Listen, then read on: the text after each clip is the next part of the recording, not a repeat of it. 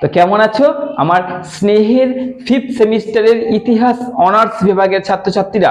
তোমাদের আজকে দেখতে পাচ্ছ সিসি 11 পেপারটা কিন্তু সিলেবাস নিয়ে চলে এসেছি। আজকের এই সিলেবাস যে তোমাদের আলোচনা করব, এর মধ্যে সবথেকে চমকপ্রদ জিনিসটা কি আছে জানো? তোমাদের সিলেবাসটা বাংলায় পুরো টাইপিং করে প্রত্যেকটা চ্যাপ্টারকে আলাদা করে কালার করে তোমাদের জন্য কিন্তু সুন্দর করে এনে দিয়েছি। তোমরা যাতে তোমাদের মানে কোনো রকম যাতে না অসুবিধা হয় আর কি, পরিষ্কার করে তোমাদের করে দিয়েছে সিলেবাসটা, যে পেপার 11 এর সিলেবাসটাকে বুঝে যাও যে তোমাদের কয়টা চ্যাপ্টার রয়েছে এবং তার মধ্যে ভেতরে আবার কি কি তোমাদের পড়তে হচ্ছে।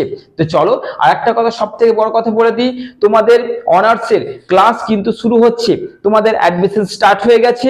যারা যারা ঘরে বসে কম খরচার মধ্যে ক্লাস করতে চাইছো, কোথাও যেতে হচ্ছে না, কোনো ট্রাভেল করতে হচ্ছে না, বাইরে যাতায়াতের খরচা বলো, ওয়েদার বলো, শীতকাল ঠান্ডা গ্রীষ্ম বর্ষা রোদ সবকিছুকে সামলে নিয়ে ঘরে বসে নিজস্ব রুমে বসে যারা ক্লাস করতে চাইছো, তাদের জন্য এসএন একাডেমি একদম অনার্সের প্রত্যেকটা সাবজেক্টের ধরে ধরে ক্লাস শুরু করছে। তাই তোমাদের যারা যারা অ্যাডমিশন নিতে চাইছো, আমি দায়িত্ব নিচ্ছি, কোনো সাবজেক্টে তোমাদের সাপ্লি আসতে দেবো না। এই যে নাম্বারটা দেখতে পাচ্ছ, এই নাম্বারটায় কল করো। যারা যারা ক্লাস করতে চাইছো তারা অবশ্যই যোগাযোগ করো, যুক্ত হয়ে যাও। খুবই কম মাহিনার মধ্যে ঘরে বসে ক্লাস করছো কোনো রকম সমস্যা ছাড়া।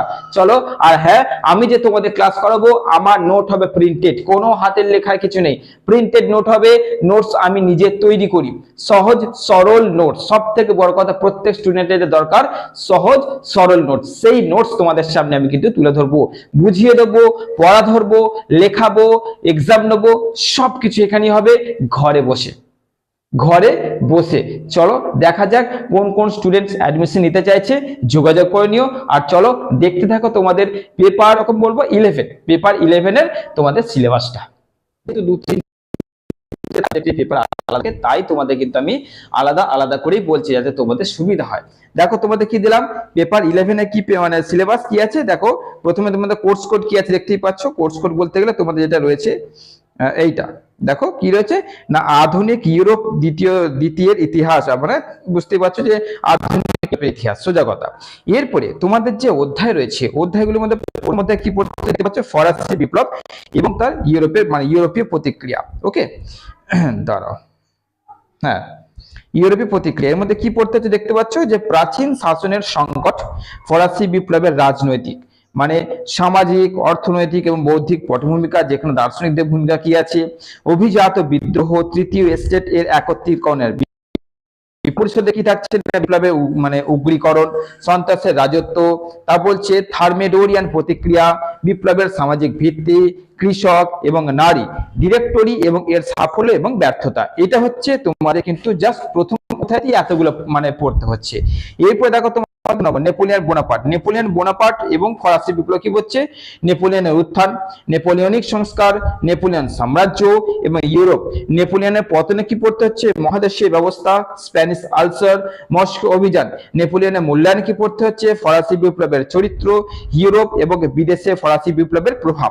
এরপরে তোমাদের 3 নম্বর অধ্যায় কি পড়ছো না, পুনরুদ্ধার এবং বিপ্লব, না 1815 থেকে 1848, না ভিয়েনা কংগ্রেস, ইউরোপের কনসার্ট। তারপর হচ্ছে মেটারনিক সিস্টেম, গ্রিক স্বাধীনতার যুদ্ধ, 1830 এবং 1848 সালে বিপ্লব এবং তাদের প্রভাব। এরপর 3 নম্বর চ্যাপ্টার পর দেখো 4 নম্বর চতুর্থ দেখি পড়তে হচ্ছে না, শিল্পায়ন এবং আর্থ সামাজিক রূপান্তর, শিল্প বিপ্লব, না সংজ্ঞা এবং বৈশিষ্ট্য, প্রাক শিল্প সমাজ, ব্রিটেনের শিল্প বিপ্লব, সমাজ, অর্থনীতি এবং রাজনীতির উপর প্রভাব, মহাদেশের শিল্পায়ন, ফ্রান্স, জার্মানি এবং রাশিয়ার কেস স্টাডি, শ্রমিক শ্রেণীর উত্থান এবং তাদের আন্দোলন, প্রাথমিক ইউটোপিয়ান সমাজতান্ত্রিক চিন্তাধারা। এইগুলো তোমাদের 4 নম্বর অধ্যায় পড়তে হচ্ছে।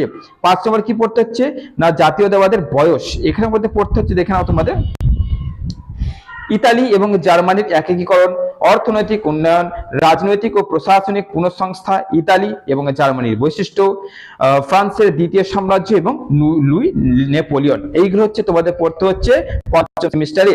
এরপরে তোমাদের দেখো একদম লাস্ট পঞ্চম অধ্যায়, লাস্ট অধ্যায় কি, পূর্ব প্রশ্ন। অর্থাৎ এখানে ক্রিমিয়ার যুদ্ধ, প্যারিস চুক্তি, বলকান জাতীয়তাবাদ, এই 3টের উপর পূর্ব প্রশ্ন হবে।